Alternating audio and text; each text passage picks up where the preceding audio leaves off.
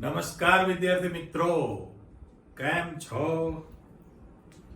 Okay, ચાલો નવું પ્રકરણ શરૂ કરવું છે. બરાબર. પાર્ટ 1 નો જે તમારો ભાગ છે એમાં છેલ્લું ચેપ્ટર 9 નંબર. આપણે આમ સંકીર્ણ સંયોજનો બોલીએ છીએ, કોમ્પ્લેક્સ કમ્પાઉન્ડ્સ કહેવાય, સંકીર્ણ સંયોજનો.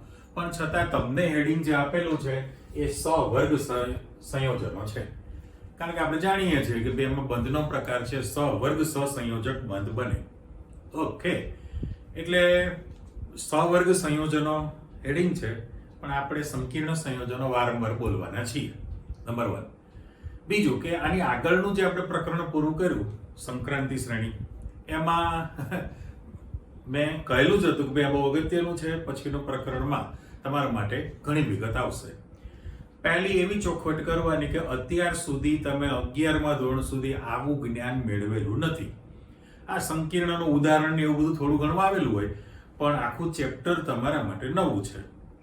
બરાબર? એટલે સમજી વિચારીને તૈયાર કરવાનું છે આખું. સરસ. ઓકે, બીજી વસ્તુ કે સંક્રાંતિ વખતે આપણે જે ઉલ્લેખ કરેલો હતો ત્યારે પણ એક નોંધ આપેલી કે મને યાદ રાખજો. અત્યારે તો કમ્પલસરી આખું ચેપ્ટર છે એટલે ફરીથી તૈયાર કરવાના છીએ. બીજું કે એમાં ક્વેશ્ચન બંનેમાં કોમન હતો. પ્રસ્તાવિકા પેટે આપણે જે કહીએ છીએ કે ભાઈ સંક્રાંતિ તત્વો મોટા ભાગે સંકીર્ણ સંયોજનો બનાવે છે, રાઈટ? તો સંકીર્ણ માટે આખી જે કોલમ મેં મૂકેલી છે ને એ તમારી બધી પ્રસ્તાવિકા છે. એ તમારી નોંધ પણ આવી જાય, એના વિશેની જાણકારી, માહિતી, હિસ્ટ્રી જે ગણો એ, અને પછી તમે સીધા જ ક્વેશ્ચન તરફ જવાના છો. ઓકે, તો પ્રસ્તાવિકામાં તમને એવું કહેલું છે કે ભાઈ સહવર્ગ સંયોજનો જે છે, એટલે હવે હું શબ્દ મૂકી દઉં છું સંકીર્ણ સંયોજનો. ઓકે, તો કે આ જે સંકીર્ણ સંયોજન છે એ શેના માટે ઉપયોગી છે? તો કે પહેલામાં પહેલું કે તમારી પાસે અકાર્બનિક રસાયણ, અને બીજો શબ્દ અકાર્બનિક જીવ રસાયણ અથવા જૈવ રાસાયણિક એવો શબ્દ મૂકી દઈએ. જૈવ રસાયણ ની અંદર પણ આ બહુ જ ઉપયોગી છે. ઓકે, એટલા માટે કે રેડ પેન થી તમારી પ્રસ્તાવિકામાં લખેલું છે કરોડરજ્જુ શબ્દ વાપર્યો. કરોડરજ્જુ એટલે બહુ અગત્યનું કહેવાય ને, કારણ કે હ્યુમન બોડીની અંદર સૌથી પહેલું અગત્યનું રડાર, જે આપણે મગજ કહીએ છીએ, રડારમાં જો તકલીફ પડે તો ઘણી બધી મુશ્કેલી હોય છે ને.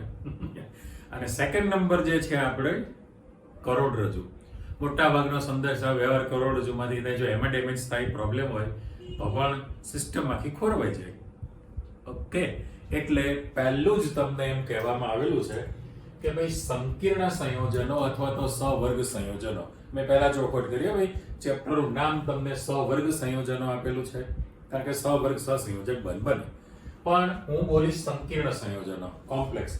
એની પણ આપણે ચર્ચા કરી લીધેલી છે. કરો યાદ કે ભાઈ જે વૈજ્ઞાનિક છે વર્નરભાઈ, એની થિયરી પ્રમાણે એમનું કહેવાનું એમ હતું, યાદ કરો, કે તમારી પાસે સામાન્ય રીતે કોઈ પણ દ્વિઅંગી ક્ષાર, ચલો આ મેં શબ્દ મૂકેલો છે, દ્વિઅંગી ક્ષારનો અર્થ એવો થાય કે ભાઈ એની અંદર દ્વિઅંગી ક્ષારમાં આપણે મૂકી જ દઈએ M+A-. ઓકે, આ જનરલ સૂત્ર આપણે આપી દીધું કે એમાં એક ધન આયન હોય અને એક ઋણ આયન હોય, એટલે દ્વિઅંગી આપણે કહીએ છીએ. જેટલા ઉદાહરણ તમારે લખવા એટલે લખી શકાય, રાઈટ? પણ હવે દાખલા તરીકે મારે લખવું છે આની અંદર કે ભાઈ COCl2 લખેલું છે મેં, બરાબર? MgCl2 લખીએ છીએ અને દાખલા તરીકે AlCl3 લખીએ છીએ. તો પહેલામાં પહેલું દ્વિઅંગી ક્ષારનો અર્થ એવો, દ્વિઅંગી ક્ષાર, દ્વિક્ષાર નથી, એમાં પાછો ભેદભાવ છે બંને શબ્દો વચ્ચે. દ્વિઅંગીનો અર્થ એવો કે એમાં એક ધન આયનની હાજરી હોય અને એક ઋણ આયન છે. તો અહીંયા આગળ તમારી પાસે જે રેશિયો મૂકેલો છે, આપણે હાર્ડિક સંતુલનમાં ભણેલા જ છીએ ને, કે હજી તમારે પહેલું પ્રમાણ જોઈતું હોય તો દાખલા તરીકે આપણે આપી શકીએ ને. માની લો કે NaCl લખી દો અહીંયા, રાઈટ? તો એક ધન એક ઋણ છે, એક ધન અને એક ઋણ છે. તો અહીંયા જે છે પ્રમાણ તમારી પાસે 1:1 થયું ને, 1:1 છે. અહીંયા CO+2 ને twice Cl- છે. તો પ્રમાણ જે છે 1:2 થયું કહેવાય. આ પણ 1:2 નું પ્રમાણ છે, અહીંયા 1:3 નું પ્રમાણ છે. એટલે આ રીતે જે તમને ઉદાહરણ મૂકેલું છે, દ્વિક્ષારનો અર્થ એવો કે એમાં એક ધન અને એક ઋણાયન હોય, તો આપણે એને આમ દ્વિક્ષાર પણ કહી શકો, કહેવાય ન કહેવાય બંધુઓ. એટલા માટે દ્વિઅંગીનો અર્થ એવો એક ધન અને એક ઋણાયનની હાજરી છે. એટલે તમારી પાસે વચ્ચે એમ લાઇનિંગ મૂકી તમે મિક્સ ન કરતા. ઓકે, હવે પરિસ્થિતિ કેવી થાય કે આ ક્ષારનું જ્યારે તમે જલીય દ્રાવણ બનાવો, ઓકે, એટલે મારે દ્વિઅંગી ક્ષાર છે એના પર ખાલી H2O મૂકી દઉં, તો તમે લખવાના કે ભાઈ M+ અને A- આયન મુક્ત થવાના છે. એટલે એક ક્યુ લખીએ છે, ચલો M+ અને A- છે. એનો અર્થ એવો થયો કે જો તમે 1:1 નું પ્રમાણ વાળો ક્ષાર લીધેલો, એક ધન એક ઋણ બને. પણ 1:2 નું પ્રમાણ હશે તો તમારી પાસે જે છે એક ધન અને બે ઋણ બનવાના છે, બંને માટે સાચું. અને 1:3 નું પ્રમાણ લો તો એક ધન અને 3 ઋણાયન બને. મોટા ભાગે અકાર્બનિક ગુણદર્શક પૃથ્થકરણમાં તમે જે પ્રેક્ટિકલમાં -1, -2, -3 વાળા સંયોજનો ભણો છો. સંયોજનો મીન્સ કે આયન ઋણ મૂલકની કસોટી છે કે નહીં? પણ ક્યાંય તમારી પાસે 4 વાળું આવે છે? નથી આવતું ને. એટલે જનરલી આપણે 1:3 સુધી બને ક્ષાર બનાવી શકે, નો ડાઉટ. પણ અત્યારે દ્વિઅંગીમાં આપણે આવી ચોખવટ કરી. એટલે પહેલામાં પહેલું તમને એવું કહે છે પ્રસ્તાવિકાની અંદર કે ભાઈ સંકીર્ણ સંયોજનો જે છે એ અકાર્બનિક રસાયણ વિજ્ઞાનની અંદર અને અકાર્બનિક જૈવ રસાયણની અંદર બહુ જ અગત્યનો ભાગ ભજવે છે. હવે અકાર્બનિક રસાયણ વિજ્ઞાન એટલે આપણે અહીંયા લખવું હોય તો એવું લખી શકીએ કે ભાઈ વૈશ્લેષિક એટલે એનાલિટિકલ અને ઉદ્યોગો ઇન્ડસ્ટ્રીની અંદર, રાઈટ? આ બે શબ્દો મેં મૂકી દીધા એટલે તમારી પાસે આખી દુનિયા આવી ગઈ. વૈશ્લેષિક રસાયણ એટલે એનાલિટિકલ કેમિસ્ટ્રીમાં, અને બીજો શબ્દ છે ઇન્ડસ્ટ્રીઝ, ઉદ્યોગોની અંદર વિપુલ પ્રમાણમાં આ સ્વવર્ગ સંયોજનો વપરાય છે. હવે વાત આવી કે જૈવ રસાયણ છે, એમાં અકાર્બનિક છે. તો અકાર્બનિકમાં તમારી પાસે જે નામકરણ આપેલું છે આપણે લખીએ, જાણીતું છે કે બાયોલોજીમાં તમે ક્લોરોફિલ સંકીર્ણ ભણો છો. ક્લોરોફિલ છે, પછી તમારી પાસે હિમોગ્લોબિન પણ આવે છે અને vitamin B12. Okay, vitamin B12 આપણે લખી દીધું. તો આ જે સંકીર્ણ સંયોજન છે એ અકાર્બનિકમાં આવે. પણ એમાં જે ધાતુ પરમાણુ છે, દાખલા તરીકે તમે ભણી ચૂકેલા છો કે ક્લોરોફિલની અંદર ધાતુ તરીકે મેગ્નેશિયમ છે, હિમોગ્લોબિનની અંદર ધાતુ તરીકે Fe છે, અને વિટામિન B12 ની અંદર કોબાલ્ટ છે. એટલે કહેવાનો અર્થ એવો થયો કે ભાઈ આની અંદર જે ક્લોરોફિલ સંકીર્ણ સવર્ગ સંયોજન છે એમાં Mg ધાતુ છે, મેગ્નેશિયમ. હિમોગ્લોબિનમાં Fe ધાતુ છે, અને વિટામિન B12 લખેલું છે એમાં કોબાલ્ટ ધાતુ છે. કારણ કે વિટામિન ના પછી B1, B2, B5, B6, B12 જે તમારી પાસે પાર્ટ પડે બાયોલોજીની અંદર એમાં B કોમ્પ્લેક્સ પણ બોલાય. તો આ દરેકની અંદર તમારી પાસે ધાતુ મિક્સ ન કરાવું લાઇનિંગ આપી દઉં છે. એટલે પ્રસ્તાવિકા પેટે તમે જોઈ લીધું કે ભાઈ એની ઉપયોગિતા સૌથી વધુ છે. આ તમારા ત્રણેય બાયોલોજીના ઉદાહરણ છે. જૈવ અકાર્બનિક રસાયણમાં કયું છે. પછી ચર્ચા કરી કે દ્વિઅંગી ક્ષાર. તો આની અંદર જે પ્રમાણ એ જનરલી તમારી પાસે મોટા ભાગે આ ધાતુ છે ને, કોબાલ્ટ ધાતુ, મેગ્નેશિયમ ધાતુ, એલ્યુમિનિયમ ધાતુ, સોડિયમ ધાતુ, અને ધાતુનો ક્ષાર કહેવાય. હવે ધાત્વિય ક્ષાર આવે જ્યારે તમારી પાસે, એટલે એકચ્યુઅલી દ્વિઅંગી ક્ષાર છે અકાર્બનિક પણ હોઈ શકે, નથી એવું નથી કહેતો, બની શકે એની અંદર. પણ મોટા ભાગે આ જે લખેલા છે એ તમારી પાસે ધાત્વિય ક્ષાર શબ્દ વપરાય. હવે ધાત્વિય ક્ષારની અંદર જે ધાતુ પરમાણુ છે, ધાતુ પરમાણુ એ આપણી પાસે જાણીતો મુદ્દો છે. કારણ કે અહીંયા આગળ સામે સીધો જ પહેલો પ્રશ્ન જે છે ચેક કરો, આપણે બંને બધું લગભગ સાથે સાથે ચલાવવાના છીએ. તો સંકીર્ણ સંયોજનો અંગે પ્રાયોગિક અવલોકનો ઉદાહરણ સહિત સમજાવો, આપણો પ્રશ્ન છે. તો અહીં આપણે સ્વિસ વૈજ્ઞાનિક આખું નામ લખવું હોય તો આલ્ફ્રેડ આલ્ફ્રેડ વર્નર, જે વર્નરનો સિદ્ધાંત તમારે નેક્સ્ટ ટાઈમ ભણવાનો છે. તો આલ્ફ્રેડ વર્નર વૈજ્ઞાનિકે સૌથી અગત્યની માહિતી કોઈ પણ જે ધાતુ છે એટલે એમ ફોર મેટલ, ધાતુ માટેની બે સંયોજકતાનો વિચાર એણે કરેલો છે. એણે ચોખવટ કરી કે ધાતુ જે છે પ્રાથમિક સંયોજકતા પણ ધરાવશે અને ધાતુ છે એ દ્વિતીયક સંયોજકતા પણ ધરાવે છે. એટલે એનું જરા બહુમાન આપણે કરી દઈએ કે ભાઈ સ્વિસ વૈજ્ઞાનિક આલ્ફ્રેડ વર્નર, એમને નોબેલ પારિતોષિક ઇનામ પણ એનાયત કરેલું છે. એમનું જે ડિટેલ છે એ આમ તો ઘણા વર્ષો પહેલા 1919 આપણે ખાસ સાલ લખી, સાલ તો હવે ઠીક છે 130 આપણે લખીએ છીએ કે ભાઈ એનું જે 1866 થી ચાલુ કરીને 1919 સુધી એમની બધી જે કસરત હતી આ અંગે, તેમાં 1919 ની અંદર એમણે આખો જે સિદ્ધાંત રજૂ કરેલો કે સંકીર્ણ સંયોજનો માટે. તો આલ્ફ્રેડ વર્નર ભાઈએ બહુ જ અગત્યનો પ્રકાશ આપ્યો કે ભાઈ કોઈ પણ ધાતુ છે, ધાતુ મેટલ, એ પ્રાથમિક સંયોજકતા અને દ્વિતીયક બંને પ્રકારની સંયોજકતા ધરાવે છે. તો એ થિયરી પ્રમાણે તમે જોઈ શકો છો કે ધાત્વિય ક્ષારની અંદર, ધાત્વિય જે ક્ષાર છે એમાં આ બધા ક્ષાર આપણા આયોનિક છે એટલે એના જલીય દ્રાવણમાં આયનીકરણ થઈને આયનો છૂટા પડશે. તો ધાતુની પ્રાથમિક સંયોજકતા જે છે, આપણે એવો શબ્દ વાપરી શકીએ કે ધાતુ પરમાણુની જે પ્રાથમિક સંયોજકતા છે એ લોકોની સંખ્યા જો તમારે વિચારવી હોય તો અહીંયા COCl2 એટલે પ્રાથમિક સંયોજકતા સાથે ઋણ આયન જે જોડાણો છું ક્રમમાં લખું છું કે પહેલા માટે તમારી પાસે 2 બનવાની છે, બીજા માટે પણ સંયોજકતા 2 બની છે, ત્રીજા માટે પ્રાથમિક સંયોજકતા 3 બને અને ચોથા માટે પ્રાથમિક સંયોજકતા તમારી પાસે 1 બનવાની છે. ઓકે, ફરીથી આ જે ધાત્વિય ક્ષાર છે દ્વિઅંગી ક્ષાર, એની જે પ્રાથમિક સંયોજકતા તમે રજૂ કરેલી છે એ પ્રાથમિક સંયોજકતા સાથે જોડાયેલો ઋણ આયન એની સંખ્યા તમે કહેલી છે તો 2 2 3 1 એવું બની શકે છે. ઓકે, એટલે આ એક ચર્ચા તમારી પાસે આવી ગઈ. તો સામે જે દ્વિતીયક અને પ્રાથમિક સંયોજકતા છે એના વિશેની જાણકારી તમારી પાસે આવી. પણ હવે મૂળ મુદ્દા પર પાછા આવો કે ભાઈ દ્વિઅંગી ક્ષારમાં એક ધન અને એક ઋણ આયન હોય, ત્યારે સંકીર્ણ સંયોજન હોય અથવા સંકીર્ણ ક્ષાર પણ આપણે શબ્દ વાપરી શકીએ છીએ. તો એની અંદર ધાતુ પરમાણુ એક હોય અથવા વધુ પણ હોય, 2 પણ હોઈ શકે.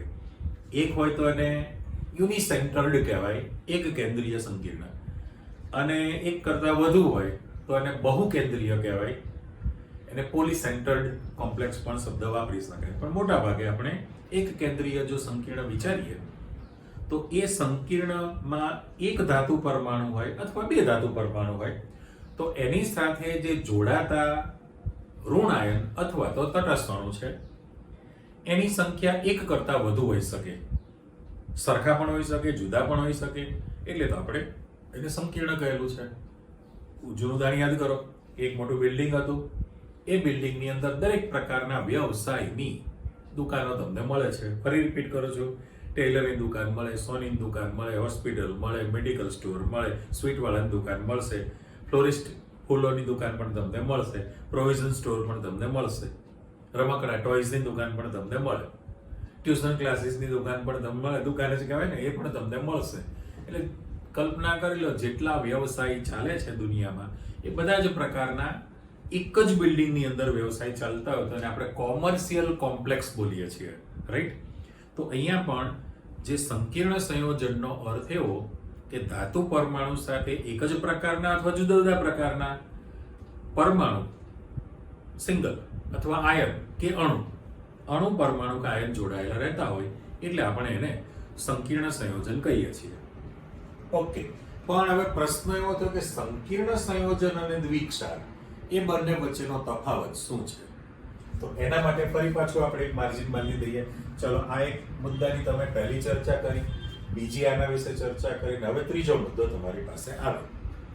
એ મુદ્દાની અંદર દ્વિક્ષાર અને સંકીર્ણ ક્ષાર કોને કહેવાય? એકચ્યુઅલી તો તમારો જો સામે ક્વેશ્ચન છે કે દ્વિક્ષાર અને સંકીર્ણ ક્ષારની સમજૂતીનો આખો તફાવત તમે મૂકેલો છે, એ તો સ્વતંત્ર ક્વેશ્ચન છે જ, પણ આપણે એવું કહી શકીએ કે ભાઈ કોઈ પણ સંકીર્ણ સંયોજન જે બનતું હોય એ સંકીર્ણ સંયોજન માટે જનરલ તમે એમ કહો છો મોટા ભાગે સંક્રાંતિ ધાતુ. હવે સંક્રાંતિ ધાતુ જો તટસ્થ હોય તો પરમાણુ છે અને જો ધજા ફરકે તો આપણે એને આયન કહીએ છીએ. હવે એની સાથે કાં તો ઋણ આયન જોડાય અથવા તો તટસ્થ અણુ પણ જોડાતો હોય. હવે એ સવર્ગ સહસંયોજક બંધથી જોડાવાનો છે. એટલે હું કલર પૂરતી સહેજ મૂકું છું, ચેક કરો કે ભાઈ મોટા ભાગે સંક્રાંતિ ધાતુનો પરમાણુ અથવા આયન છે, બરાબર, અને એની સાથે જે ઋણ આયન અથવા તો તટસ્થ અણુ એ સવર્ગ સહસંયોજક બંધથી જોડાશે. સવર્ગ સહસંયોજક બંધથી જોડાય એટલે મારે સાંકેતિક ભાષામાં જો દાખલા તરીકે લખાણ આપવું હોય તો એવું લખી શકે. ઉપર લખો, ચલો આ મેટલ છે, મધ્યસ્થ ધાતુ, અને આ લિગેન્ડ છે. હવે એના માટે આપણે લિગેન્ડ શબ્દ વાપરતા હતા ને, ઋણ આયન હોય તો તટસ્થ અણુ એ ઇલેક્ટ્રોન યુગ્મનું દાન કરે એટલે સવર્ગ સહસંયોજક બંધથી જોડાશે. અને રાઉન્ડ મૂકી દઉં, ચાલો, ઓકે. અને પેલું તમે મિક્સ ન કરતા એટલે અહીંયા હું છગડીયો કૌંસ આપી દઉં, એ ઉપરની વિગત હતી. હવે પરિસ્થિતિ કેવી થઈ કે ભાઈ લિગેન્ડ જે છે આ ઋણ આયન અથવા તટસ્થ અણુને આપણે લિગેન્ડ કરેલો છે. જરા ઝડપી પેલી નોંધ પાછી યાદ કરી લો, આપણે લખવી જ છે અહીંયા આગળ. હવે જ્યાં સુધી તમારું સભ્ય IUPAC નામ ને બધું ન શીખો ત્યાં સુધી તમારું સ્ટાન્ડર્ડ ઉદાહરણ કોણ હતું? K4FeCl6 હતું ને, K4FeCl6 સંકીર્ણ હતું.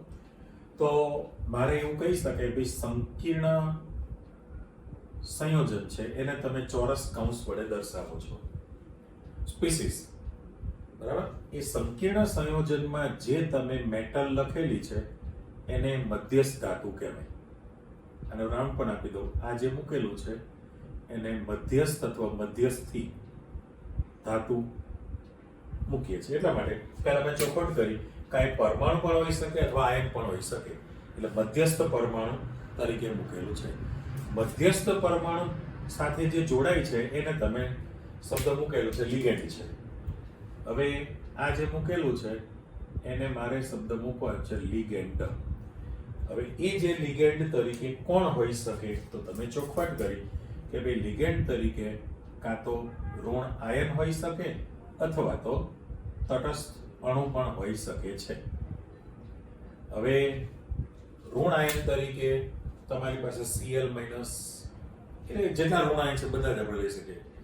નાના કદના તટસ્થ અણુ હોય, મોટા કદના પણ અણુ હોઈ શકે, અને બૃહદ એટલે વિરાટ એનાથી પણ મોટા, એ આપણી પાસે લિગેન્ડના વર્ગીકરણમાં ક્વેશ્ચન આવવાનો જ છે. પણ આ જે રચના બની છે એમાં L એટલે આપણે લિગેન્ડ શબ્દ વાપરેલો છે. લિગેન્ડ તરીકે તમારી પાસે કાં તો ઋણ આયન હોય અથવા તો તટસ્થ અણુ હોઈ શકે. અને એ જે છે એ સવર્ગ સહસંયોજક બંધથી જોડાય એટલે આ આપણે કહી શકીએ કે આની દ્વિતીયક સંયોજકતા છે. અને દ્વિતીયક સંયોજકતામાં સવર્ગ સહસંયોજક બંધથી જોડાવાનું હોય. એટલે પરિસ્થિતિ એવી થઈ કે ધાતુ પરમાણુ જે છે, ધાતુ પરમાણુ એ ઇલેક્ટ્રોન યુગ્મ સ્વીકારે છે અને લિગેન્ડ ઇલેક્ટ્રોન યુગ્મનું દાન કરે. એટલે મારે અહીંયા જે લખાણ આપવું છે કે ભાઈ ઋણ આયન અથવા જે તટસ્થ અણુ છે જેને તમે લિગેન્ડ કહો છો એ હંમેશા ઇલેક્ટ્રોન યુગ્મનું દાન કરે. ચોપડીમાં પ્રદાન શબ્દ લખ્યો છે. હવે ઇલેક્ટ્રોન યુગ્મનું જો દાન કરતા હોય તો એ લુઈસ બેઝ બની ગયા ને, એને તમે શાના તરીકે ગણશો? લુઈસ બેઝ છે. અને ધાતુ પરમાણુ જે છે, પરમાણુ અથવા આયન, ઓકે, એ ઇલેક્ટ્રોન યુગ્મનો સ્વીકાર કરે. એટલે ઇલેક્ટ્રોન યુગ્મને સ્વીકારે એવો શબ્દ આપણે મૂકી દઈશું. તો એ શું બની ગયા કહેવાય? તમારી પાસે લુઈસ એસિડ બને છે. ચલો, હવે બંને વસ્તુ તમારા માઇન્ડમાં ક્લિયર થઈ ગઈ કે ભાઈ ઋણ આયન અથવા તો તટસ્થ અણુ જે છે એ હંમેશા ઇલેક્ટ્રોન યુગ્મનું દાન કરે એટલે લુઈસ બેઝ તરીકે વર્તે, ગણી શકાય. જ્યારે સંક્રાંતિ ધાતુ પરમાણુ અથવા આયન, એટલે હવે સંક્રાંતિ મોટા ભાગે હોય છે એ મેં ટીક માર્ક કરી, પણ ધાતુ પરમાણુ કે આયન ઇલેક્ટ્રોન યુગ્મનો સ્વીકાર કરે એટલે એને તમે લુઈસ એસિડ તરીકે ગણવાના છો. અને આપણે શીખી લીધું છે પ્રશ્ન જ હતો સ્વતંત્ર કે ભાઈ સંક્રાંતિ તત્વો શા માટે વધુ પ્રમાણમાં સંકીર્ણ સંયોજનો આપે. તો એ તો ગયા ચેપ્ટરમાં પતી ગયો છે, અહીંયા પણ છે, બંને માટે કોમન ક્વેશ્ચન કરી લો યાદ કે ભાઈ સંક્રાંતિ ધાતુના પરમાણુનું કદ ઓછું છે, અન્ય ધાતુની સરખામણીમાં કદ નાનું, કારણ કે એક જ સિરીઝમાં છે. બીજો મુદ્દો કે એના જે ધન આયન છે એમાં કેન્દ્રીય ધન વીજભાર પણ વધુ છે, ધન વીજભાર વધુ છે. ત્રીજો મુદ્દો કે ભાઈ આ લિગેન્ડ ઇલેક્ટ્રોન યુગ્મને દાખલ કરે, દાન કરે, તો એના પાસે ધાતુ પાસે સંક્રાંતિ ધાતુ પાસે ડી કક્ષકો ખાલી પણ પડેલી હોય છે, જુદા પ્રકારની વિવિધ પ્રકારની ઓક્સિડેશન અવસ્થા પણ ધરાવતું હોય છે. આ બધા કારણોને લીધે મોટા ભાગે સંક્રાંતિ ધાતુ પરમાણુ સંકીર્ણ સંયોજનો બનાવતા હોય છે. કરેક્ટ. બીજું એટલે આપણી પાસે ધીરે ધીરે પેલી નોંધમાં આવતા ગયા કે ભાઈ જે ચોરસ બોક્સ લખેલું છે એને પ્રભાવી સંકીર્ણ કહેવાય. શબ્દ મૂક્યો છે પ્રભાવી, એટલે મારે એવું લખવું હોય તો પહેલામાં પહેલો આપણે ચોખવટ કરી નાખે કે ભાઈ ધાતુની તમે બે સંયોજકતા કીધેલી છે, એકનું નામ છે પ્રાથમિક સંયોજકતા જે સામે લખેલું છે, અને બીજો શબ્દ આપી દઈએ દ્વિતીયક સંયોજકતા છે. પ્રાથમિક સંયોજકતા જે છે એ આયોનિક હોય, એની સાથે જે જોડાય આયોનિક બંધ બનાવશે, અને દ્વિતીયક જે સંયોજકતા છે એની સાથે સવર્ગ સહસંયોજક બંધ બને. એટલે આને જરા આપણે અલગથી બ્લોક કરી દઈએ. ચલો આને કરો ક્લિયર. સામે જે તમે લખાયું છે કે ભાઈ આલ્ફ્રેડભાઈએ સૌથી મેઇન વસ્તુ કહી કે ભાઈ ધાતુ પરમાણુ પ્રાથમિક અને દ્વિતીયક બે પ્રકારની સંયોજકતા ધરાવે. બરાબર. તો જે પ્રાથમિક સંયોજકતા છે એ હંમેશા આયોનિક બંધથી જોડાઈને બનાવે, એટલે આયનિક અણથી આયનો છૂટા પડે પ્રાથમિક સંયોજકતા. જ્યારે દ્વિતીયક સંયોજકતા જે છે એની અંદર સવર્ગ સહસંયોજક બંધ બનવાનો છે. એટલે દાખલા તરીકે તમારે અહીંયા આગળ એક જ સેમ્પલ આપણે મૂકવું છે. બરાબર. એક સેમ્પલ માની લો કે તમે જૂનું ને જાણીતું તમારું મૂકી દો. અત્યારે અલગ મૂકીશું K4FeCN6 જે તમારી પાસે સંકીર્ણ છે. ઓકે, K4FeCN6 છે. તો જે ચોરસ કૌંસ જે લખેલો છે ચોરસ કૌંસની અંદર, એ ચોરસ કૌંસની અંદર જે વિગત લીખેલી છે એ સંકીર્ણ પ્રભાવી એટલે સ્પીસીસ, સંકીર્ણ સ્પીસીસ કહેવાય. સંકીર્ણ ઇંગ્લિશ સ્પીસીસ કહેવાય. અને એની જે ચોરસ બોક્સની બહારના ભાગમાં જે જોડાય છે, બહારના ભાગની અંદર જે તમે અહીંયા આ ડાબી બાજુ છે અને પેલી જમણી બાજુ છે, તો એને પ્રતિ આયન શબ્દ વાપરવામાં આવે છે. એટલે કાઉન્ટર આયન ઇંગ્લિશ વર્ડ તમારો, તો એ પ્રતિ આયન. ચલો હું વર્ડ આપી દઉં છું પ્રતિ આયન. પ્રતિ આયન તરીકે ડાબી બાજુ પણ જોડાશે તો એ ધન આયન હોય, અને જમણી બાજુ જોડાય તો એ ઋણ આયન છે. કરેક્ટ. એટલે તમે અત્યારે જે લખાણ આપેલું છે, આ જે લખાણ, એ જે સંકીર્ણનું જ્યારે તમે જલીય દ્રાવણ બનાવો ત્યારે એનું આયનીકરણ થઈને દ્રાવણમાં K+ અને FeCN6-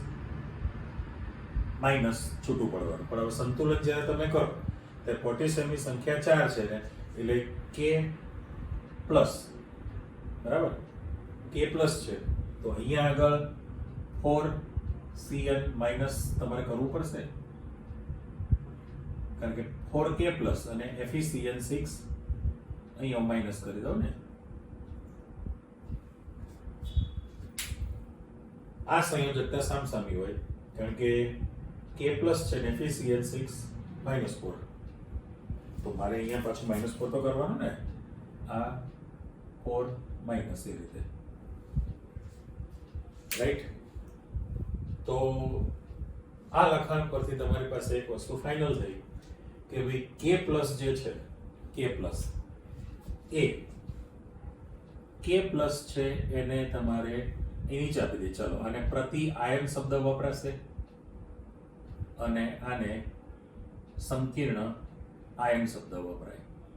જો બંને વચ્ચે જે ભેદભાવ તમે જોઈ લીધો કે ભાઈ ચોરસ બોક્સ છે સંકીર્ણ સ્પીસીસ છે એટલે એને આપણે સંકીર્ણ આયન શબ્દ વાપરેલો છે. ધન પણ હોય, ઋણ પણ હોઈ શકે. અને આ જે શબ્દ મૂકો છે એ પ્રતિ આયન કૌંસની ડાબી બાજુ પણ હોઈ શકે, જમણી બાજુ પણ હોઈ શકે.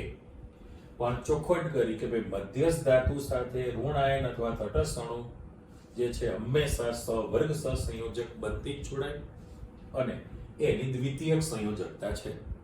તો એનાથી ઉલટું છે કે જો સંકીર્ણ બોક્સની બહારના ભાગે ઋણ આયન જોડાયેલો હોય કે જેને તમે પ્રતિ આયન શબ્દ વાપરેલો છે તો એ ધાતુની પ્રાથમિક સંયોજકતામાં જોડાયેલો હોય. ધાતુની પ્રાથમિક સંયોજકતા સાથે ઋણ આયન જોડાશે. બરાબર?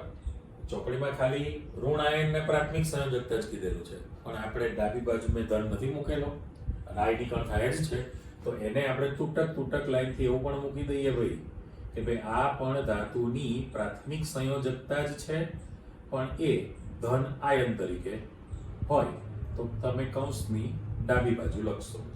એટલે એ પણ ફાઇનલ થયું કે જો પ્રતિ આયન ધન આયન તરીકે હોય તો એને કૌંસ ચોરસ બોક્સની ડાબી બાજુ લખાય અને જો પ્રતિ આયન ઋણ આયન હોય તો એને હંમેશા કૌંસની જમણી બાજુ લખાશે. એટલે આ વિગત પણ તમારી પાસે આવતી ગઈ છે. ઓકે, ફરી એકવાર રિપીટ કરીએ છીએ ભાઈ સંકીર્ણ આયન છે એ ચોરસ કૌંસમાં મૂકેલું છે. એમાં જે છે મધ્યસ્થ ધાતુ સંખ્યા 1 હોય તો એક કેન્દ્રીય અને એક કરતાં વધુ હોય તો બહુ કેન્દ્રીય પણ કહેવાય. ઓકે, લિગેન્ડ દ્વિતીયક સંયોજકતામાં ઋણ આયન અથવા તટસ્થ અણુ સહવર્ગ સહસંયોજક બનતી અને બિન આયનિક છે એનો આયનીકરણ ન થાય. આયોનિક બંધથી જોડાશે એમ તમે કહેલું છે પ્રાથમિક સંયોજકતા. એટલે મારે અહીંયા જો લખાણ આપવું તો પ્રાથમિક જે સંયોજકતા છે આખો શબ્દ મૂકી દો. પ્રાથમિક સંયોજકતા એ આયનીય છે એટલે એનું આયનીકરણ થઈ શકે ને છૂટું પડે. પણ જે દ્વિતીયક સંયોજકતા છે એ બિન આયનીય છે. બિન આયનીય. ઓકે, એટલે એનું આયનીકરણ ન થઈ શકે. એ જે બોક્સની અંદર જે છે કોઈ દિવસ છૂટા પડી શકતા નથી. તો મધ્યસ્થ ધાતુ છે, લિગેન્ડ છે એ અલગ ન થઈ શકે, પોતે ગ્રુપ અણુ આયન તરીકે જ રહેશે. ત્યારે પેલું પ્રતિ આયન એટલે જો ધન આયન હોય પ્રતિ આયન તો કૌંસની ડાબી બાજુ લખાય એ પણ પ્રાથમિક સંયોજકતામાં જ છે આયનીકરણ થશે. અને ઋણ આયન હોય તો કૌંસની જમણી બાજુ લખાય એ પણ પ્રાથમિક સંયોજકતામાં છે એનું પણ આયનીકરણ થઈ શકે. મેં સેમ્પલ અહીંયા K4AbCl6 એટલા માટે લખેલું છે કે એમાં મેં ડાબી બાજુનો કાઉન્ટર આયન લીધેલો છે અને તમે જે સામે શીખવાના છો ક્વેશ્ચનમાં એમાં જમણી બાજુનો કાઉન્ટર આયન લેવાના છો. ઓકે, એટલે હવે વધુ આગળ આ મેં જે કંઈ ચર્ચા કરી બધી પ્રસ્તાવિકા પેટેલી પણ હવે તમે જે લખાણમાં જશો એમાં પાછો એક પાર્ટ આપી દો. આ તમે એની ચર્ચા કરી કે ભાઈ આયનીય ફોર્મમાં છે એનું આયનીકરણ થઈ શકે અને બિન આયનીય છે એનું આયનીકરણ થઈ શકતું નથી. તો ફરી પાછો આપણી પાસે પ્રાયોગિક માહિતી લેવાની છે. પ્રાયોગિક માહિતીમાં એમણે અવલોકન કરેલું છે પ્રાયોગિક રીતે એને કોબાલ્ટ ક્લોરાઇડ એટલે COCl3 અને એમોનિયા સાથે રાસાયણિક પ્રક્રિયા કરીને વિવિધ પ્રકારના સંયોજનો મેળવ્યા. અલગ અલગ પ્રકારના સંયોજનો તમારી પાસે મળતા ગયા. કોબાલ્ટ ક્લોરાઇડ એટલે કોબાલ્ટની ઓક્સિડેશન સ્થિતિ તમારી પાસે 3 છે ને, આના પર રોમન આંકડામાં તગડો મૂકી દો તો કોબાલ્ટ 3 ક્લોરાઇડ ની એમોનિયા સાથેની પ્રક્રિયા કરીને વિવિધ પ્રકારના સંકીર્ણ સંયોજનો તૈયાર કર્યા. હવે એ જે સંકીર્ણ સંયોજન તમારી પાસે બનવાના છે એ હું નીચે લિસ્ટ બનાવતો જાઉં અને એની વાહકતા એની બધી ચર્ચા આપણે કરીએ. તો વિવિધ પ્રકારના જે સંકીર્ણ સંયોજનો બન્યા એમાં પહેલામાં પહેલું હું એવું લખી શકું CO NH3 6 અને Cl3 આ પહેલું સભ્ય, બરાબર, એમાં સ્પેસ આપણે મૂકીએ. ત્યાર પછી હું બદલું તો CO NH3 અહીંયા 5 કરું, એક Cl કરું અને 12 Cl2 કરું, અને ત્રીજું સભ્ય CO NH3 4 અહીંયા Cl2 કરું અને 12 પણ Cl છે. અને આ એનું જ કોપી મારે લખવાની છે કે CO NH3 4 Cl2 અને Cl છે, બરાબર. આ બે જે છેલ્લા સભ્યો છે એ છેલ્લા સભ્યો માટે હું છગડીયો કૌંસ કરી દઉં. બંનેનું પ્રમાણસૂચક સૂત્ર સરખું છે છતાં એના ગુણધર્મ જુદા હોય. હવે આ વિવિધ પ્રકારના રાસાયણિક પ્રક્રિયા કરીને તમે જે સંયોજનો મેળવો છો, તો આપણે એને સંતુલન કરવું હોય તો એક વસ્તુ ફાઇનલ છે કે ભાઈ COCl3 એક સંયોજન છે અને NH3 ના તમારી પાસે વધુમાં વધુ 6 અણુ ગોઠવાશે. એટલે અહીંયા જે તમારી પાસે રેશિયો તૈયાર થયો પ્રક્રિયાનો એ 1:6 નું પ્રમાણ બનેલું છે અને એમાંથી વિવિધ પ્રકારના તમે સંયોજનો કરવાના છો. હવે આ ચિત્ર પરથી તમે એવું નક્કી કરી શકો છો. સાથે સાથે એક માહિતી તમને એવી પણ આપવાની કે ઓક્સિડેશન અવસ્થા જે છે, આપણે જ્યારે નામકરણની એવી ચર્ચા કરવાના છીએ, નામકરણની એવી વિગત, તો એ વખતે અહીં આગળ એક સામાન્ય સૂત્ર તૈયાર કરવાનું છે. તો આ પ્રક્રિયા કરવાથી મેં છૂટું એટલા માટે લખેલું છે કે એમાં તમારે 2-3 વસ્તુની ચર્ચા કરવાની છે. પહેલામાં પહેલું કે અત્યારે જે કોબાલ્ટ છે, કોબાલ્ટ એમાં +3 તરીકે છે જે આપણી પાસે કોબાલ્ટ એ દરેકમાં +3 છે. પણ હવે જોઈ શકાય કે ભાઈ આની અંદર હું દરેકમાં ઉપર +3 પહેલા આપી દઉં, રાઈટ. એટલે આપણું જે સભ્ય છે એ કોબાલ્ટ 3 ક્લોરાઇડ ઓરિજિનલ હતું. એની એમોનિયા સાથે જ્યારે પ્રક્રિયા કરવામાં આવી, એમોનિયા સાથે, તો ચર્ચા વિચારણા પ્રમાણે મેં કહ્યું ને કે ભાઈ K4FeCN6 જે હતું એમાં પ્રતિ આયન તરીકે ધન આયન મૂકેલો હતો. આજે તમારી પાસે પ્રતિ આયન કોણ છે? ધન આયન છે, રાઈટ. અને સહેજ પ્લસ ને આ બાજુ મૂકી દઉં વચ્ચે. અત્યારે તમે જે મૂકવાના છે પ્રતિ આયન તરીકે ઋણ આયન છે, પ્રતિ આયન તરીકે ઋણ આયન છે. પણ હવે પ્રશ્ન એવો થયો કે જ્યારે આ જે પહેલું સભ્ય છે એનું માની લો કે આપણે આયનીકરણ કરીએ. હવે જ્યારે એનું આયનીકરણ થશે, જલીય દ્રાવણ બને ત્યારે, તો આપણી પાસે CO NH3 6 અને 3Cl- બને. 3 અત્યારે એક યુ લખતો નથી, જલીય માધ્યમ જ છે, બરાબર. એટલે આ પ્રકારનું બન્યું કહેવાય. તો કોબાલ્ટની જે પ્રાથમિક સંયોજકતા છે, હવે આપણે શીખી લીધું છે કે ભાઈ એની સાથે જે લિગેન્ડ જોડાણો છે એ દ્વિતીયક સંયોજકતામાં છે, દ્વિ શબ્દ લખ્યો મેં. અને જે 3 Cl- જોડાણા છે એ એની પ્રાથમિક સંયોજકતામાં છે, એટલે પ્રા શબ્દ મૂકી દઉં. દરેક વખતે આપણે દોરવાના નથી, એકમાં મૂકીશ એટલે અંદર આવે, હજુ એકમાં. તો પહેલું જે સભ્ય મૂકેલું છે એમાં કોબાલ્ટ CO+3 સાથે આ પ્રયોગ કર્યો. અવલોકનો તમારી પાસે 2 પ્રકારના અવલોકનો મળ્યા છે. હું ખાલી ઇલસ્ટ્રેટમાં 2 હેડિંગ આપી રાખું છું. આ તમારું લખાણ છે, રાઈટ. તો તમે જોઈ શકો કે ભાઈ પહેલું જે ચિત્ર મૂકેલું છે એમાં દ્વિતીયક સંયોજકતામાં 6 તટસ્થ અણુ NH3 ના જોડાણા છે. પણ એના બદલે હું જે બીજું સભ્ય મૂકું છું, અંદર તો સંખ્યા તમારી પાસે 6 જ રહેવાની છે. પણ થયું કેવું કે ભાઈ દ્વિતીયક સંયોજકતામાં 5 જે છે તટસ્થ એમોનિયાના અણુ છે અને એક જે છે Cl- પણ છે એ અંદર છે, તો દ્વિતીયક સંયોજકતામાં છે, અંદર છે, દ્વિતીયક સંયોજકતામાં થયું કહેવાય. અને સામા પક્ષે જે કોબાલ્ટ સાથે આ જે જોડેલું છે એ તો એની પ્રાથમિક સંયોજકતામાં જ છે. એટલે મેં કહ્યું ને મારે 2 વખતે તમને અહીંયા અલગ પાડીને આપવાનું છે, બરાબર. એટલે તમે મિક્સ ન કરો, હું અહીંયા વચ્ચે લાઇનિંગ આપી દઉં છું. ચાલો, આ 4 જે સભ્ય છે એમાંનું પહેલું જે છે, બરાબર, આ જે પહેલું જે સભ્ય છે CONH36Cl3 એનો કલર છે પીળો રંગ, આ પીળા રંગનો છે. એના બદલે જો આ પ્રકારનું સંયોજન બન્યું એટલે 5 તટસ્થ અણુ અને એક Cl- આયન છે તો એનો જાંબુડિયો કલર છે, એટલે વાયોલેટ કલર, બરાબર, જાંબુડિયો કલર છે. ત્યાર પછી અહીંયા આગળ હવે તમને અંદાજ આવી ગયો છે કે જો આનું આપણે આયનીકરણ કરીએ એટલે મીન્સ કે જલીય દ્રાવણ બનાવવામાં આવે એટલે હું જલીય દ્રાવણ આના પર એરા પર શબ્દ મૂકી દઉં તો હવે પરિસ્થિતિ કેવી થવાની છે તો કે તમારી પાસે CONH3 અને Cl, બરાબર, અને વત્તા ટ્વાઇસ Cl માઇનસ છે, ટ્વાઇસ Cl માઇનસ.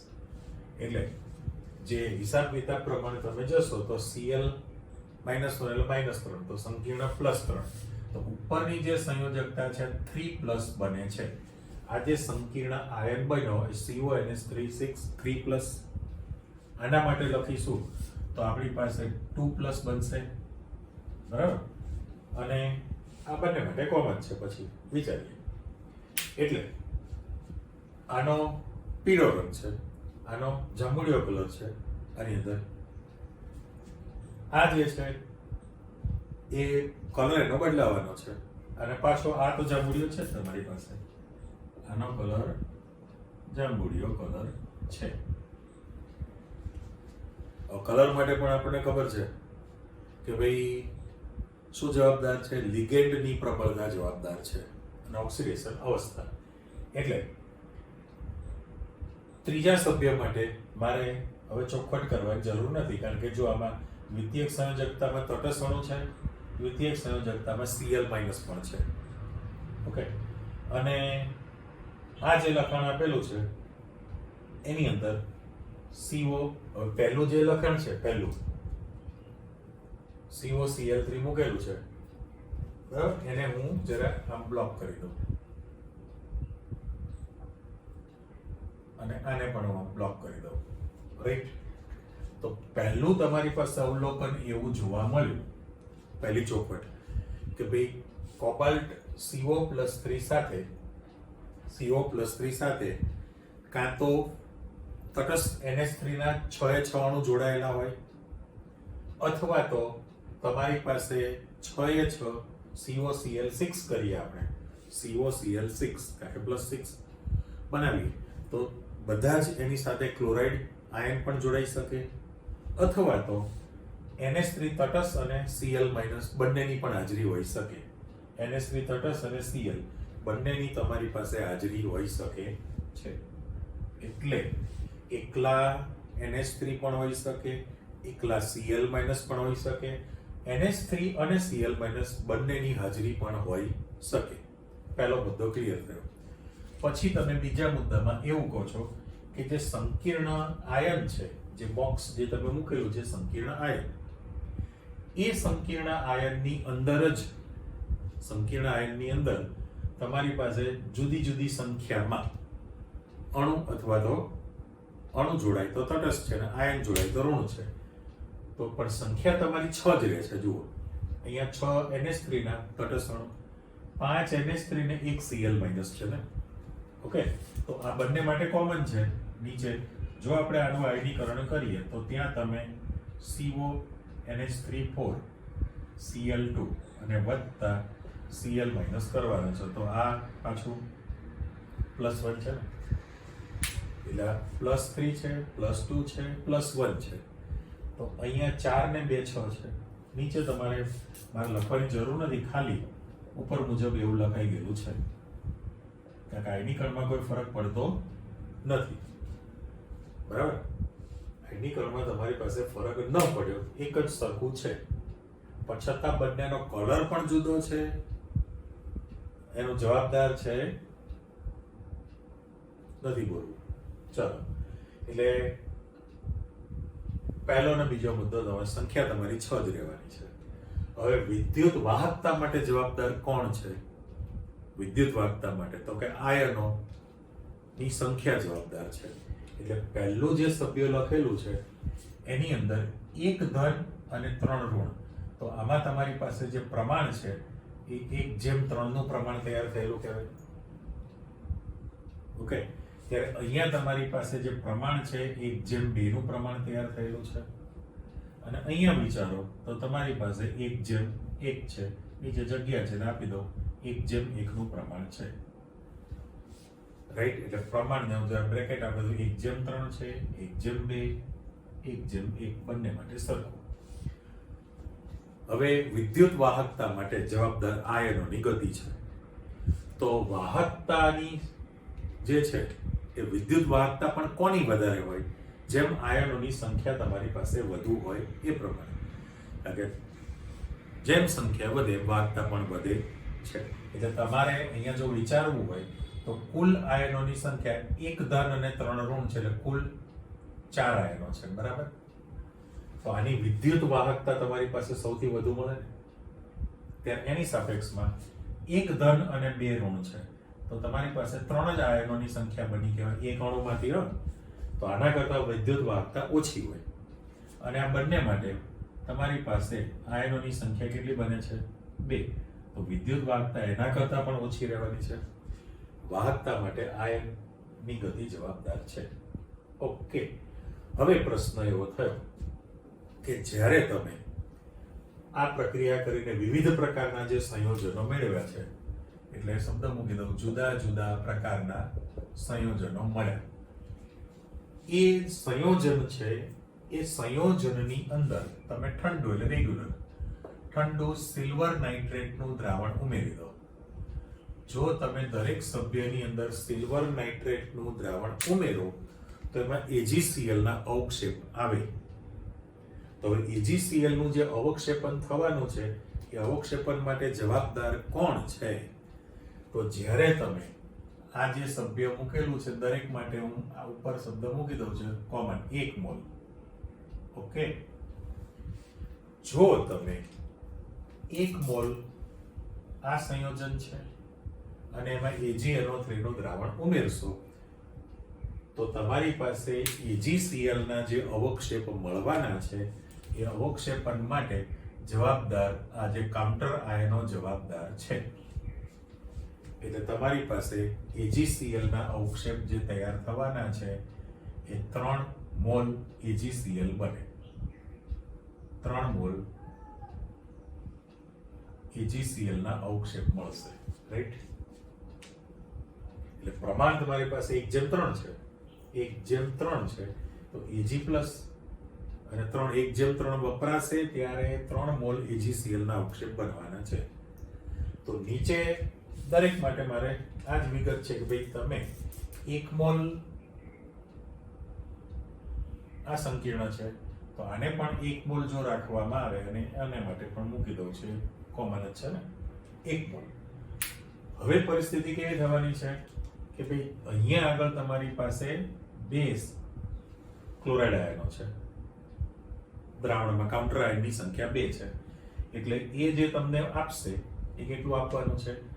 તમારી પાસે 2 મોલ AgCl આપે, 2 મોલ AgCl ના અવક્ષેપ આપશે. પેલું 3 મોલ AgCl ના અવક્ષેપ તમને આપે છે. ચલો બ્લેક પેન મૂકી દીધી. રેડી? અને જો તમે નીચે જશો એમાં પણ આની અંદર AgNO3 નું દ્રાવણ ઉમેરો 3 મોલ AgCl, આમાં તમે AgNO3 નું દ્રાવણ ઉમેરશો 2 મોલ AgCl ના અવક્ષેપ મળશે. અને આમાં જ્યારે તમે ઉમેરશો તો તમારી પાસે બંને માટે કોમન છે 1 જ મોલ AgCl બને ને, 1 મોલ AgCl ના અવક્ષેપ મળી જાય. 1 મોલ AgCl ના અવક્ષેપ મળે છે. એટલે આપણે આખા પેજમાં જે લખાણ આપેલું છે પ્યોર ગુજરાતીમાં છે, 4-5 મુદ્દા બનાવ્યા છે, મેં તમને સ્વતંત્ર રીતે ચર્ચા કરીને આપી કે ભાઈ આ ફરી રીકેપમાં ચેક કરી લો કે ભાઈ એનો મેઇન ટોપિક એમ હતો કે ભાઈ ધાતુ પ્રાથમિક સંયોજકતા અને દ્વિતીયક સંયોજકતા ધરાવે, એના ઉપર એને બધું ફોકસ કરેલું છે. પણ પ્રાથમિક સંયોજકતા આયનિક ફોર્મમાં આવે અને દ્વિતીયક સંયોજકતા બિનઆયનિક હોય. એનું પ્રાયોગિક ડિટેલમાં COCl3 કોબાલ્ટ 3 ક્લોરાઇડની એમોનિયા સાથે પ્રક્રિયા કરી વિવિધ પ્રકારના સંયોજનો મેળવ્યા, જે આપણી પાસે આ દેખાય છે, બરાબર. અને દરેકનો કલર પણ તમારી પાસે અલગ છે. તો આનો પાછું લખવાનું રહ્યું ને, નીલો કલર છે, આ નીલો કલર એમ, એટલે લીલો એમ. તો બંનેમાં અણુસૂત્ર સરખું છે ને, છતાં એના રાસાયણિક ભૌતિક ગુણધર્મો બદલાવાના છે. એટલે તમે બે વસ્તુની સ્પષ્ટતા કરી કે CO+3 સાથે કાં તો 6 NH3 ના જ અણુ હોય, કાં તો 6 Cl ના હોઈ શકે, અથવા તો NH3 ને Cl બંનેની હાજરી હોય. અચ્છા, સંકીર્ણ આયન છે, એ સંકીર્ણ આયનની અંદર સંખ્યા તમારી બદલાવાની છે, અને એ સંખ્યા પ્રમાણે એની વિદ્યુત સંયોજકતા પણ બદલાય. જે પ્રાથમિક સંયોજકતામાં ઋણ આયન જોડાણો છે, પ્રાથમિક સંયોજકતામાં જે ઋણ આયન જોડાણો છે, એનું જ દ્રાવણમાં આયનીકરણ થાય છે. એટલે આના માટે ખાલી રેડ પેનથી ખાલી પ્રાથમિક શબ્દ મૂકી દો, રાઈટ. તો એ જે આયનીકરણ પામશે એટલા જ આયનો AgNO3 સાથે સંયોજાય, AgCl ના તમને અવક્ષેપ આપે છે, AgCl ના અવક્ષેપ તમને આપી શકે. એટલે આ પ્રાયોગિક અવલોકનો પરથી નક્કી થયેલું છે, જેમ અહીંયા આગળ પહેલી જે ચોખવટ કરી કે ધાત્વિય ક્ષારની સંયોજકતા, તો એવી રીતે ધાતુની પણ સંયોજકતા આવી ગઈ. રેડી? તો ફરી પાછું તમારી પાસે તફાવત સ્વરૂપે પ્રશ્ન આપેલો છે. તફાવત સ્વરૂપે જે પ્રશ્ન આપેલો છે, દ્વિક્ષાર અને સંકીર્ણ સંયોજન છે. દ્વિક્ષાર અને સંકીર્ણ સંયોજન. તો પહેલું જ આપણે વિગત મૂકતા જઈએ કે ભાઈ સ્વતંત્ર રીતે અસ્તિત્વ ધરાવતા જુદા જુદા પ્રકારના બે ક્ષાર. એટલે માની લો આ તમારી અહીં ડેફિનેશન છે, બરાબર. શબ્દ મૂકી દઉં છું ખાલી કે ભાઈ સ્વતંત્ર રીતે અસ્તિત્વ ધરાવતા જુદા જુદા પ્રકારના બે ક્ષાર છે. એ બે ક્ષારને મિશ્ર કરીને એનું સ્ફટિકીકરણ કરવામાં આવે. સ્ફટિકીકરણ એટલે એની સાથે પાણીનો અણુ એટેચ થાય, તો જે બને એ એનો દ્વિક્ષાર કહેવાય. વ્યાખ્યા આવી ગઈ. સ્વતંત્ર રીતે અસ્તિત્વ ધરાવતા જુદા જુદા પ્રકારના બે ક્ષારો, પણ એનું પ્રમાણ 1:1 નું પ્રમાણ તમારે રાખવું પડે. 1:1 નું પ્રમાણ ધરાવતા બે અલગ ક્ષારને મિશ્ર કરો અને એનું સ્ફટિકીકરણ કરી નાખો, તો જે બને એને દ્વિક્ષાર કહેવાય. બરાબર? તો આપણે સીધું ઉદાહરણ મૂકવું છે, બધા તમારા જાણીતા છે, આવી ગયેલા. દાખલા તરીકે કાર્નેલાઇટ ખનિજ જે છે, કાર્નેલાઇટ ખનિજમાં KCl પોટેશિયમ ક્લોરાઇડ એ સ્વતંત્ર ક્ષાર છે. MgCl2 મેગ્નેશિયમ ક્લોરાઇડ પણ સ્વતંત્ર ક્ષાર છે. એ બંને મિક્સ કરો, પણ પ્રમાણ 1:1 છે તમારી પાસે, 1:1 નું પ્રમાણ છે, અને એની અંદર તમારે જે પાણી ઉમેરે 6H2O, તો કાર્નેલાઇટ ખનિજ તમારી પાસે આવી ગઈ. બરાબર? એ જ રીતે દાખલા તરીકે આ બીજું ઉદાહરણ છે, પ્રેક્ટિકલમાં તમે ઉપયોગ કરો, FeSO4 ફેરસ સલ્ફેટ છે, Fe+2. Ammonium sulphate NH4 twice SO4 છે. આ બંને સ્વતંત્ર ક્ષાર છે, એને મિક્સ કરી દો અને ઇન્ટુ 6H2O લખીએ, એટલે આ પણ તમારી પાસે તૈયાર થયું કહેવાય. બંને સરખા. અને આને નામ આપેલું છે મોરનો ક્ષાર કહેવાય. મોરનો ક્ષાર શબ્દ છે. અને પોટેશ એલમ, એલમ ક્ષાર પણ બોલાય, પણ આપણે પોટેશ છે એટલે પોટેશ એલમ એવો કીધે. હવે એકચ્યુઅલી આખું લખે K2SO4 પોટેશિયમ સલ્ફેટ સ્વતંત્ર ક્ષાર, Al2SO4 થ્રાઇસ એલ્યુમિનિયમ સલ્ફેટ સ્વતંત્ર ક્ષાર. એ બંને મિક્સ કરો અને એની સાથે 24H2O પાણીના અણુ તમે મૂકી દો. બરાબર? એટલે મોટા ભાગનું તમારી પાસે વિગત આવતી જ ગયેલી છે આની અંદર. પોટેશ એલમ. ચાલો, પહેલો મુદ્દો જે તમે કહો છો, કાર્નેલાઇટ ખનિજની અંદર કાર્નેલાઇટ પહેલું ઉદાહરણ કે ભાઈ એમાં KCl MgCl2 6H2O છે.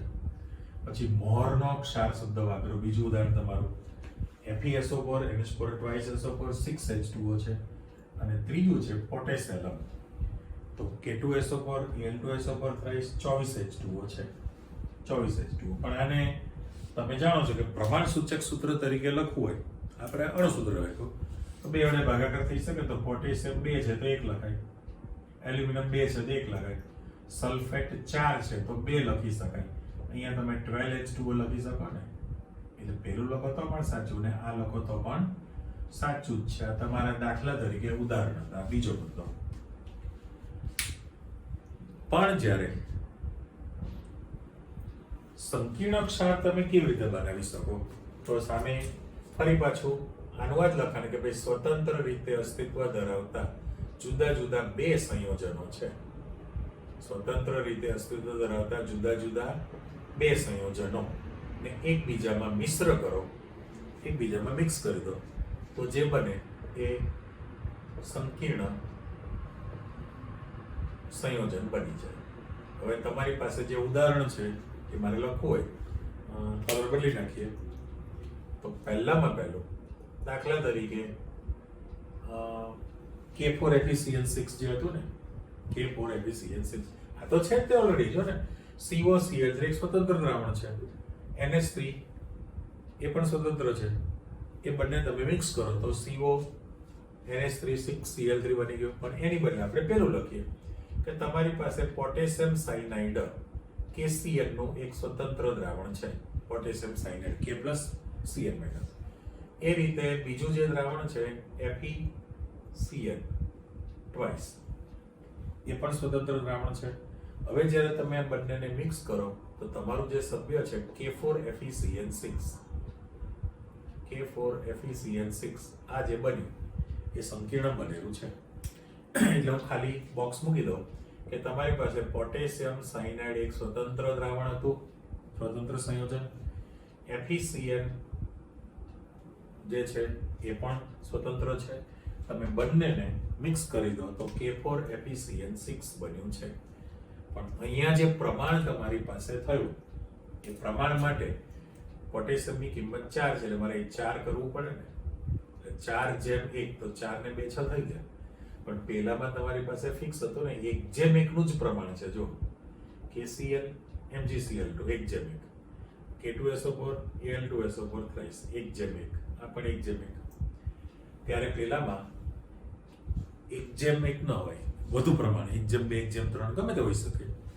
તો સ્વતંત્ર રીતે અસ્તિત્વ ધરાવતા જુદા જુદા પ્રકારના 2 સંયોજનોને મિશ્ર કરવાથી મળતું સંયોજન જેને તમે સંકીર્ણ સંયોજન કહેલું છે. તો તમે ઉદાહરણ આપેલું છે. હવે અગત્યની વસ્તુ આવે છે કે ભાઈ આ બીજો મુદ્દો આપણે પેલું ઉદાહરણ સાથે આપેલું હતું, અહીંયા પણ બીજો નંબરનો મુદ્દો આપી દો. સામે આટલી બધી ચર્ચા કર્યા પછી તમે કહી શકો કે ભાઈ આ જે સંયોજન છે એ કોઈ પણ દ્વિક્ષાર હોય, ડાયસોલ્ટ થયો ને, દ્વિક્ષારનું જ્યારે તમે જલીય દ્રાવણ બનાવો ત્યારે એમાં બધા જ આયનો મુક્ત થઈ શકે છે, દરેક આયનો મુક્ત થઈ શકે. દાખલા તરીકે અહીંયા આગળ આ જે ત્રીજું ઉદાહરણ છે એના માટે આગળ વધુ તો તમને દ્રાવણમાં K+ મળશે, Al3+ મળે, SO4 2- બનશે. આ બધા જ આયનો તમને દ્રાવણની અંદર મુક્ત અવસ્થામાં મળે છે. સજો જો મુક્ત અવસ્થામાં તમને મળતા હોય તો તમે આની રાસાયણિક પરખ કસોટી કરી શકો છો. પરખ હતો તો એ રાસાયણિક પ્રક્રિયા થઈ ગઈ હોય. એકચ્યુઅલી અકાર્બનિક ગુણદર્શક પૃથ્થકરણ, અકાર્બનિક ગુણદર્શક પૃથ્થકરણ એક અક્ષર લખેલો છે, એની અંદર તમે દરેક આયનોની પરખ કસોટી કરી શકો છો. તમને K+ ની પણ પરખ કસોટી મળશે, Al+3 ની પણ મળે, સલ્ફેટની પણ ઋણમૂલકની ટેસ્ટ મળી શકે છે, કારણ કે જલીય દ્રાવણમાં બધા જ આયનો મુક્ત થઈ શકશે અને એની પરખ કસોટી તમને આપે છે. ત્યારે આટલું ભણ્યા પછી તમે કહી શકો કે ત્રીજા મુદ્દામાં કે જ્યારે આ જે સંકીર્ણ સંયોજન બન્યો છે, સંકીર્ણ સંયોજનનું જો તમે જલીય દ્રાવણ બનાવો તો એ જલીય દ્રાવણમાં જે છે સંકીર્ણ આયન પ્લસ ઓર માઇનસ મૂકી દઉં તો એમાંથી આયનો મુક્ત થઈ શકતા નથી હોતા. જે સંકીર્ણ આયન છે, પ્રભાવી સંકીર્ણ આયન બોક્સ, એ ધન હોય તો ઋણ પણ હોઈ શકે. તો એમાં જે આયનો છે એ જલીય દ્રાવણ દરમિયાન મુક્ત થઈ શકે નહીં, પણ જે મુક્ત થવાના છે કાઉન્ટર આયનો, પ્રતિ આયનો જ એમાંથી મુક્ત થવાના છે. એટલે આ જે મધ્યસ્થ ધાતુ છે, મધ્યસ્થ ધાતુ એની સાથે પ્રાથમિક સંયોજકતામાં જે પ્રતિ આયન છે ઋણ છે, એટલે તમે જમણી બાજુ મૂકેલું છે અને ધન તો ડાબી બાજુ લખે. પણ અહીંયા હું ખાસ મૂકી દઉં કે લિગેન્ડ તરીકે જે આયનો છે એમાંથી મુક્ત થઈ શકતા હોતા નથી. લિગેન્ડ તરીકે જે ઋણ આયન અથવા તટસ્થ અણુ છે એમાંથી મુક્ત થઈ શકે નહીં. તો પછી એટલું ફાઇનલ થઈ ગયું કે અકાર્બનિક ગુણદર્શક પૃથ્થકરણ દરમિયાન એ પોતાની લાક્ષણિક કસોટીઓ ન આપી શકે. એટલે સામે તમારું જે ઉદાહરણ છે એ ઉદાહરણની અંદર Fe2+ અને Cn- એ મુક્ત થઈ શકતા નથી, પણ પ્રતિ આયન તરીકે તમારી પાસે K+ જ મુક્ત થઈ શકે. તો અકાર્બનિક ગુણદર્શક પૃથ્થકરણ દરમિયાન આ આયનો પોતાની કોઈ પણ જાતની રાસાયણિક કસોટી તમને આપી શકે નહીં. ત્યારે આ મુક્ત હોવાથી પોતાની કસોટી આપી શકે, પરખ કસોટી તમને આપશે. એટલે લાક્ષણિક કસોટીથી તમે આને પારખી શકો, પેલામાં તમે છૂટા પડી શકતા નથી. એટલે મૂળ મુદ્દો એવો થયો ઇન શોર્ટ કે ભાઈ ફરી વ્યાખ્યા બોલું છું કે સ્વતંત્ર રીતે અસ્તિત્વ ધરાવતા જુદા જુદા પ્રકારના બે ક્ષારોનું એક જેમ એક પ્રમાણ લઈને એનું સ્ફટિકીકરણ કરવાથી જે બને એને દ્વિક્ષાર કહેવાય.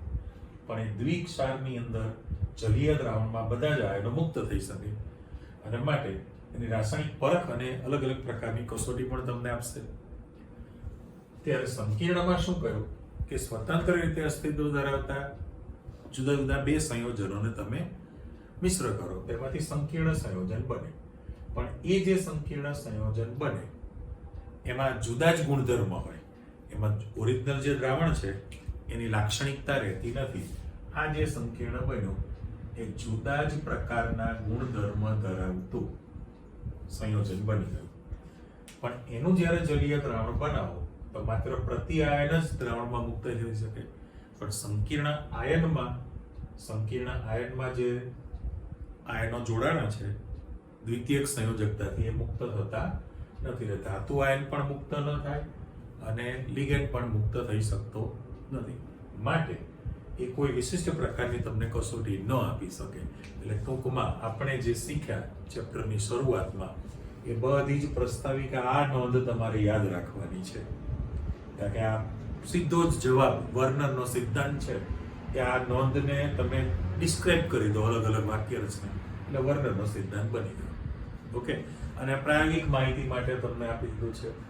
એ પ્રાયોગિક માહિતીમાં ઘણા MCQ બની શકે કે ભાઈ આયની કણથી કેટલા આયનો મુક્ત થાય, વાહકતા માટે કોણ જવાબદાર છે, કયા પ્રકારના કેટલા મોલ અવક્ષેપ મળશે, કોની ઓક્સિડેશન અવસ્થા કેટલી છે, સંકીર્ણની સંયોજકતા કેટલી બનવાની છે, એવા વિશિષ્ટ પ્રકારના ઘણા બધા પ્રશ્નો બનતા હોય છે. અને સાદો ક્ષાર દ્વિક્ષાર કહેવાય, ડાયસોલ્ટ, અને સંકીર્ણ ક્ષાર સંકીર્ણ સંયોજન, સહવર્ગ સંયોજન, એ બંને વચ્ચેનો તફાવત પણ તમારી પાસે આવી ગયો. ઓકે, આટલું તૈયાર કરી રાખો. ફરી પાછા નવા પ્રશ્નોમાં જઈશું નેક્સ્ટ ટાઈમ, પણ આ તૈયાર હશે તો જ આવડશે. ઓકે, આવજો, બાય.